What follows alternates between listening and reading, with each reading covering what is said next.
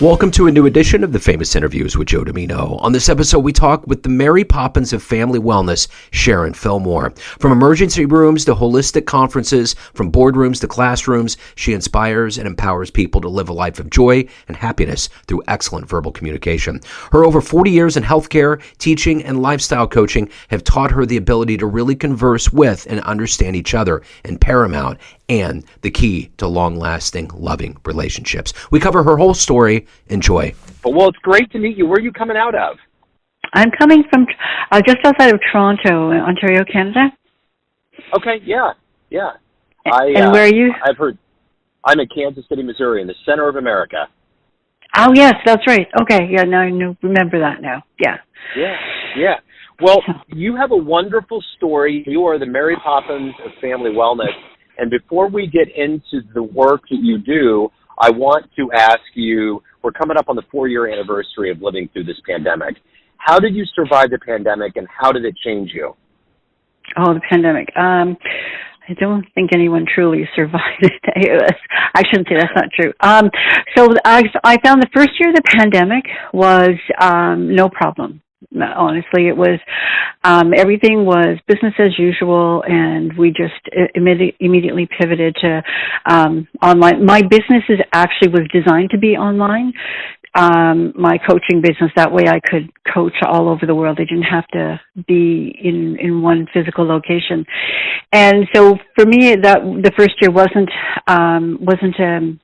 really much of a change, except that I did a lot more online. We instead of going out to meetings or meeting friends, everything was done online or done outside in parks, that kind of thing. The second year, I think, was a more difficult year because at that point people were really unsure. They were trying to conserve money because they didn't know what was going to happen, and we all thought that the pandemic would be over like in 3 months, right? And I did find that it was a lot more difficult, and I started taking up different activities, and I just sort of went with the flow. And then in the third year, things started to change and pick up, and started to get back to not pre-pandemic, because it's still not back to pre-pandemic, but much better, I would say. So let's get to the heart and soul of what you do for a living. And I want to put you in front of a bunch of third graders. It's career day, and one of the kids says, "Hey, what do you do for a living?" How would you answer that child? Oh, that's interesting. So I would actually tell a third grader that I help you and your mom and your dad to get along better in your house and to be able to do the things that you love to do, and to be sure that you and your mommy and daddy are going to live a very long time. And they are all going to be happy, and you're going to feel really good about telling your mom and dad things you're scared to tell them. So what did you want to be in the third grade? What was your dream? A nun. So it is truly the Mary Poppins story.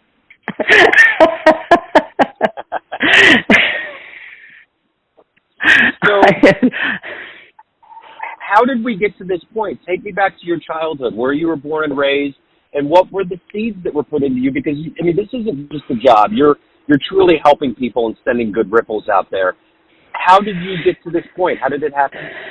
Oh, okay. So I was born in a small community in northern Ontario called Kapuskasing. My mother was a nurse, and my father worked in the local mill. And we just grew up helping. My mother, being a nurse, was always helping, and my father was always involved in the community in some way. And so it sort of was the way we grew up.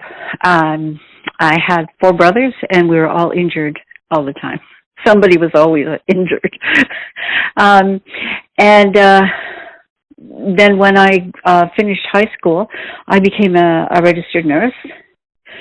And because it's what I wanted to do. I had done some volunteer work in the hospital and decided that that's what I wanted. And so I became a nurse.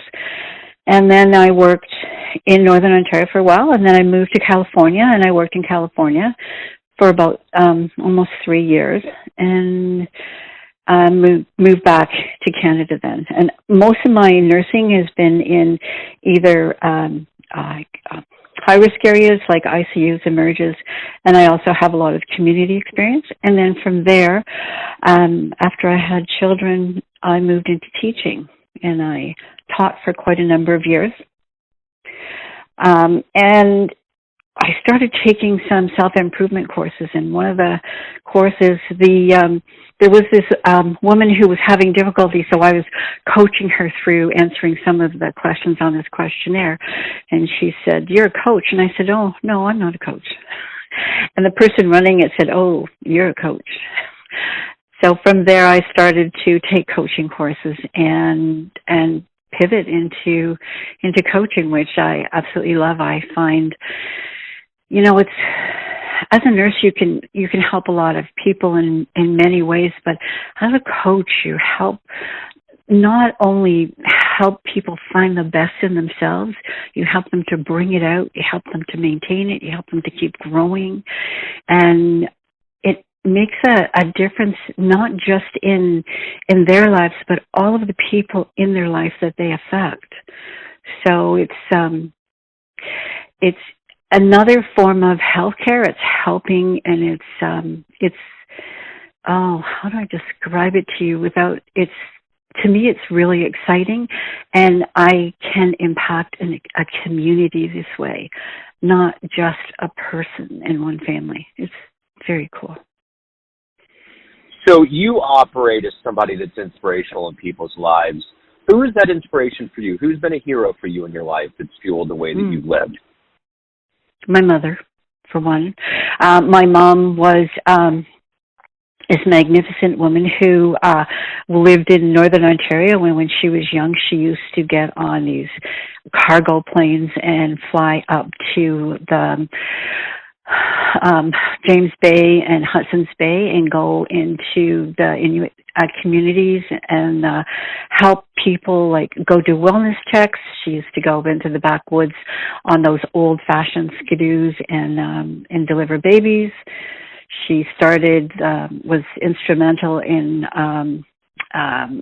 working in the community and starting up community programs. She's a huge inspiration. The other inspiration I had as young was I had a nursing teacher. We called her Mother Waddington. And she had this thing. She said, keep your ideals and find a way to achieve them. Find a realistic way to achieve them. So that it's sort of like your ideals are great, and let's just find the best way to make them work.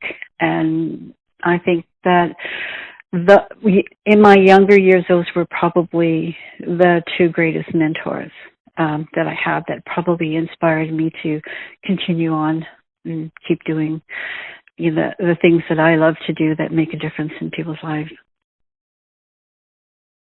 So if you could meet one person alive on the planet right now that you find inspirational, who would that be? Who would you love to meet and talk to?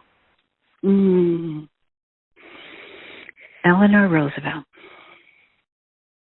Yeah. I guess she's already passed. And I think she was just the most amazing woman. Who else? There's so many inspirational people. Warren Buffett. Just because, he just makes everything look easy. Yeah, he certainly does. He certainly does. So let me ask you this. Every day you wake up and you are doing the work that you do, what is your inspiration? What gets you up every day? What gets you to not only do the work that you do, but to evolve as a person? What gets me up every day? That's interesting. Well, I wake up every day and I say, thank you. And that's the first thing I do. And then I, just because I know many people my age that aren't able to wake up anymore. And yeah. This is the first thing I do. I think that the inspiration comes from my past clients that many of them still keep in contact with me, and very often they still come, for checks every once in a while, just to help keep them, going in the area that they want to go into. I think that just knowing that there's a chance that there's somebody out there that needs me, that I can be there for them. And my kids, to be honest, I have 3 amazing adult children, and they inspire me every day, just to get up and keep doing and leave them a legacy and something that they can be proud of, the way my mother left something for me to be proud of. So of all the clients that you've had, what's been one of your favorite client success stories? Okay, my favorite client, I worked with her for quite some time. She came from a family where she was told basically she would never be happy, and she, of course, wasn't, because she was taught that from a young age. And she had a lot of difficulties in her life. And when I met her, her challenge was she was in a job that she didn't like, and she didn't know how to get out of it. Although she had all the skills, she could go anywhere. She didn't have didn't have what she needed to sort of move on. And so we worked together on a lot of the events of her past life, a lot of the beliefs that she had worked on, and weren't serving her any longer. We worked on her mindset, and then we worked on her resume and her interview skills, and right now she's working her dream job. And when she wakes up in the morning, if she's having a gray day, she has the tools now to change that. So she's very happy. So talk to me a little bit about, of all of the things that you've done and accomplished, what are you the proudest of? That's my children. That's easy. As far as my accomplishments in life, the proudest thing would be, outside of my children, would probably be, I've been really fortunate. It's hard to choose one. I think that hang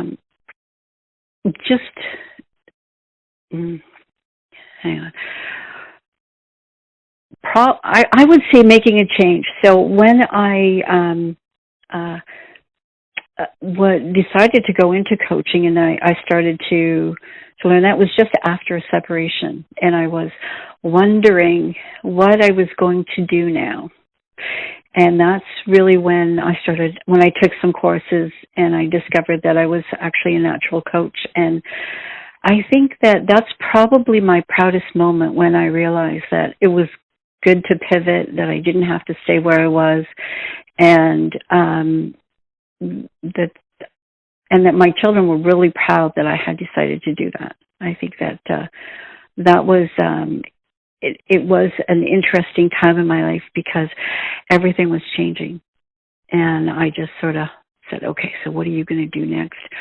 What are you going to do that's going to inspire you and inspire the people around you and make a difference? And that's when I ended up learning about being a coach, and the door just opened, and I just walked through.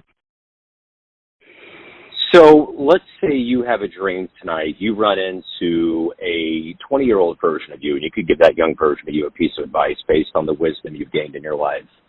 What advice would you give your younger self? Honestly, I would tell my younger self to learn to be a better communicator, because in life, it doesn't matter what you do. If you're a good communicator, you can talk to anyone, anywhere, and you can tell anybody anything, and in a way that they will accept it. So everyone out there has a perception of you, family, friends, clients, but you run the show. What's your perception of you? Who do you think you are? Who do I think I am? Yeah. I am a woman who has managed to come through some great difficulties in life, who is flexible and who cares very much. I love people, and I don't think I've found anyone that I can't find something good in, even people who others might not think there is. And I just feel that the human race is amazing. We're resilient. We're loving when we want to be, and when we don't want to be, we're not. And I think that I am one of the people here to help inspire people to show the world their goodness and their greatness. That's who I think why I think I'm here. That's wonderful. It's so inspiring. So many good ripples are getting sent out. So if anyone out there wants to hire you, learn more about you, reach out, what's the good business? How can they do that? Okay, the best way, there's a number of ways you can reach me on LinkedIn or Facebook. You can email me, or you can just book an appointment. Do a 30-minute session to see if there's something that I can help you with. And if you like, I can send you those links. Or do you Perfect. Mm-hmm. Yeah, no, I think I got them off of your profile page, so I will make sure to put those in the show notes and lead everybody in the right direction. Thank you. Yeah, Sharon, this has been wonderful. What an inspiration. Thank you for your story. Thank you for your time. Best of luck with everything. Thank you so much. I really appreciate talking to you today. Thanks for tuning in to another famous interview with Joe Dimino, where we cover the world of art, literature, business, spirituality, music, and more from around the globe. Our esteemed theme music was composed and produced by the great E.E. Pointer of Kansas City's River Cow Orchestra. If you want to hear more interviews, visit the Famous Interviews with Joe Dimino channel on YouTube. You can also find us on Spotify and Apple Podcasts. Thanks again for listening, and until next time.